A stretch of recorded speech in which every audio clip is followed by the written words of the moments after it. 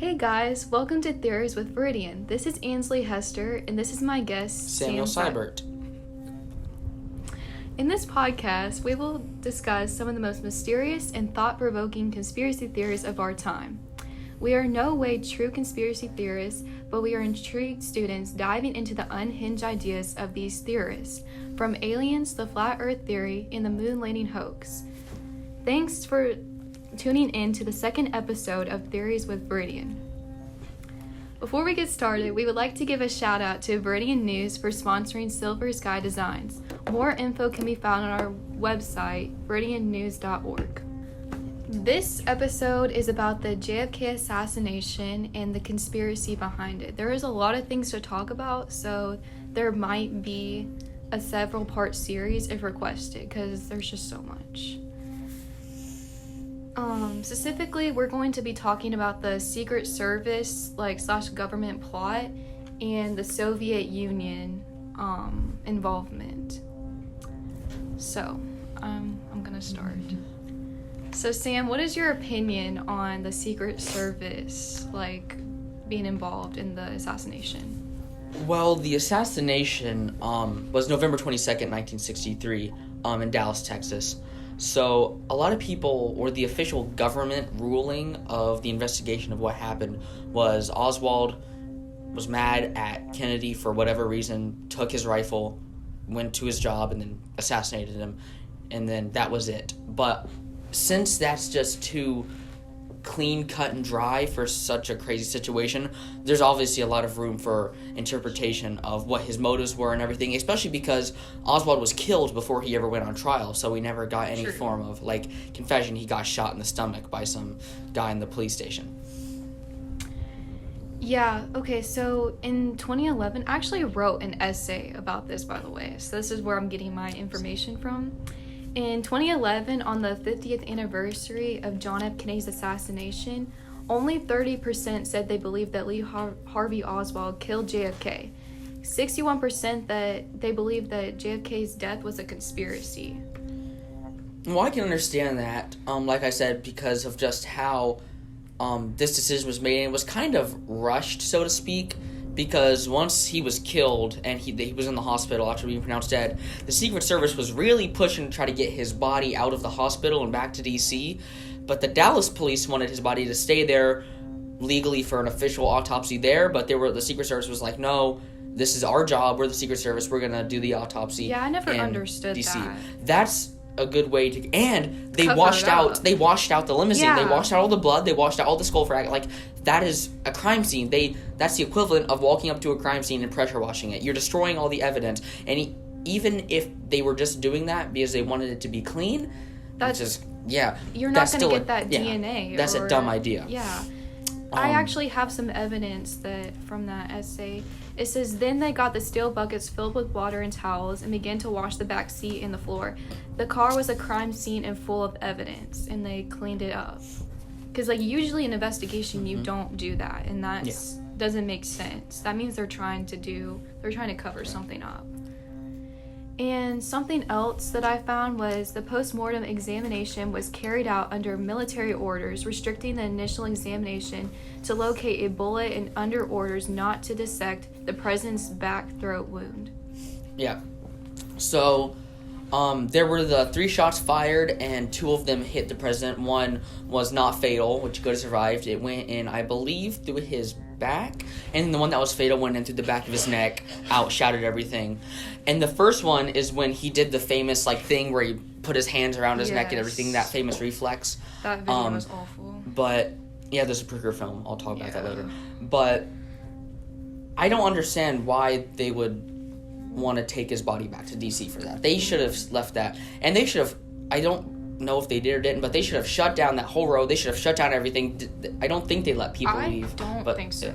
Well, I would have shut down that road real quick, because there was another guy that was there just watching the motorcade, and he got struck in the cheek with a fragment of concrete from a bullet hitting the ground, and that would have been prime evidence. If you could find where the bullet hit the concrete, you could do some crazy math to calculate the angle that bullet was fired at, which could have helped get some evidence on where the shooter was. Obviously, we know now where he was, but at the time, that could have been very useful information.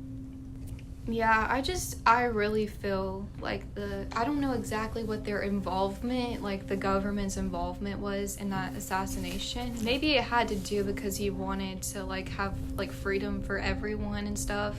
I think that could have like played into it. But they're trying to cover something up and no one really knows exactly what's going on. And they didn't like give out like the reports and stuff until like many years afterwards, which is very strange. I think Donald Trump was the one to like give that out, right? I do not know. I think so. Okay. But speaking of like people being like a person being at the like actual shooting, so it said that Jack Ruby was actually there. And there is something that I found that I wanted to share. So there was this call that Jack Ruby made, and I found it on this like the history.com website.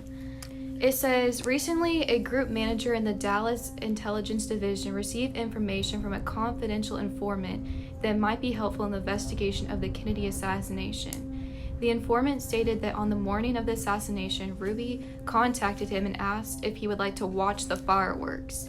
He was with Jack Ruby and standing in the corner of the Postal Annex building facing the Texas School Book Depository building at the time of the shooting. So he is placed there, and it's also, there's evidence that Jack Ruby was a part of the mafia, like he had mafia connections. And I was actually talking with like my family about this because I love this like conspiracy theory. It's that Jack Ruby, he had involvement with the mafia, and he's the one that killed Oswald because he had to keep him quiet. He was the one that killed Oswald, and a lot of people think that's why he killed him, was like, I gotta keep this boy quiet just in case they try to get some information. It said that JFK's father was a part of like the mob. That because he paid off the school teachers whenever he would get in trouble. They say they paid off the mafia to get JFK into office. When Kennedy's dad was young, obviously it was a long time ago, the 1920s, and in the 1920s, Prohibition was happening, and Kennedy's dad was roped up into the bootlegging industry. If my facts are correct, he bootlegged alcohol and stuff. He had some connections with the mafia and such. So that is a definite possibility that the mafia had something to do with this to keep that boy quiet. That one's a loose theory, I'm gonna be honest. Like, there's not much to go off on. That's why most people blame it on the Soviet Union. I got this. This is like an actual like document, I think. Yeah, it's reaction of the Soviet and Communist Party officials to the assassination of President John F. Kennedy. It said, according to our source, officials of the Communist Party of the Soviet Union believe there is some well-organized conspiracy on the part of the ultra-right in the United States to effect a coup. They seem convinced that the assassination was not the deed of one man, but that it arose out of a carefully planned campaign in which several people played a part. They felt that those elements interested in utilizing the assassination and playing on a anti-communist sentiments in the United States would help them utilize this act to stop negotiations with the Soviet Union, attack Cuba, and thereafter spread the war. As a result of these feelings, the Soviet Union immediately went into a state of national alert. Well, Oswald was actually confirmed a communist. He lived there, yeah. Yeah, he was a communist. He tried to defect to Cuba and the Soviet Union, but he was denied because they didn't like him because he had a bunch of mental illnesses, and he also was a former United States Marine, so they were like, hey, he might just be trying to get in to spy on us. But he was a communist, so some believe that he did this to try to appeal to the communist countries, be like, yo, I killed the American president, let me live in the Soviet Union, which didn't work out because he got killed. But yeah. So that's definitely a very solid reason to believe that he would kill Kennedy. The Soviet Union may have used Oswald, but again, it was like they were rejecting him, so that's also really loose. But then again, they could have done that to cover up their tracks. They could have been like, kill him, we're going to act like we're rejecting you so we can say we didn't like him, we didn't have a part of it. It's just, if you're going to, this makes me sound bad, but if you're going to kill somebody, you want to start covering up your tracks before you even make your tracks. Yeah. So you have to keep all your things tightly closed in order to prevent yourself from being arrested.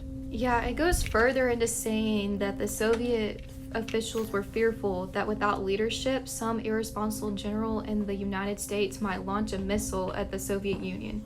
It was further the opinion of the Soviet officials that only maniacs would think that the left forces in the United States, or represented by the Communist Party, USA, would assassinate President Kennedy, especially in the view of the abuse of the Communist Party, USA, has taken from the ultra-left in the result of its support of the peaceful coexistence and disarmament policies of the Kennedy administration.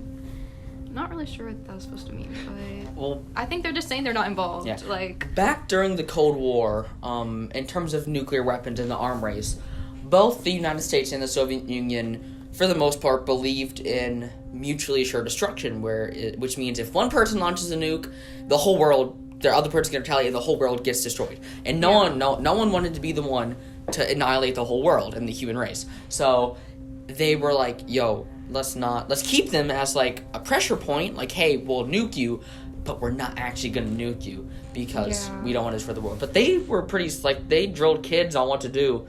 The duck and cover drills, obviously, although that was really so they didn't see the bomb. They didn't want them to be scared when they died. They wanted them to feel safe. But they were going to die anyways because it's a nuke. But they trained them to duck and cover. Just like we have modern-day lockdown drills, back then they would have the duck and cover. Where if you see the flash, you get down because of a nuke. wow. That's how... And people were digging bunkers in their backyard. That's how scared they were for a nuclear war. So let's just be thankful that didn't happen. Kennedy's death was very much regretted by the Soviet Union and caused considerable shock in the Soviet government circles. And I'm not really sure how to say this guy's name, but it stated that the Soviet Union would have preferred to have had President Kennedy at the helm of the American government. So they're saying that they wanted him to be there and they're sad. Kennedy was taking a less aggressive approach, so he was trying to preserve lives on both sides. That's he was why like, I don't think that they would want to kill, but they were like, we want that guy in there, but he's not more gonna likely he has a cool head on him. He's not gonna he's try not to like nuke us. He's not like President Johnson or what's his name? The guy that took over for Kennedy? That's Johnson. Yeah, okay, that's what I thought. Like, he's more of like hot-headed, let's just say. He hated the Soviet. Yeah, he was taking a very, very aggressive approach, and he was sworn in the day of the assassination on Air Force One on the flight back to DC. He was really rushing the fact to get sworn into office. He was not waiting for the funeral or anything. He was like, he got shot, swear me into office right here, right now. On the flight back with the body. He didn't want America to be vulnerable. He was like, the body was in the back of the plane, and he was getting sworn in the next room, which is like, and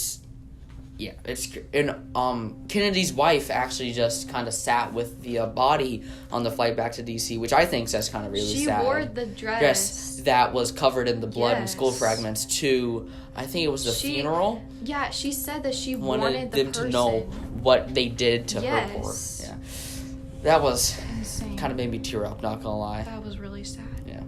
Well, to end this, so which theory do you like agree with more? Like, The U.S. government.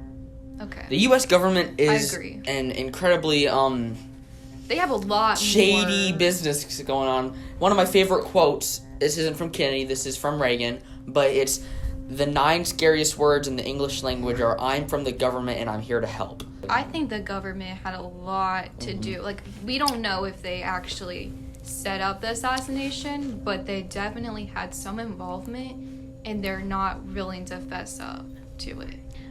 Thank you, Sam, for coming on to this conspiracy podcast. It was a pleasure. Tune in next time. We might be talking about the JFK assassination. There's a lot more to talk about. But you'll see. Tune in. Kennedy was one of my favorites. He has a lot of good stuff going on with him. He was cool. Okay, just remember, just because it's a theory doesn't mean it's not true.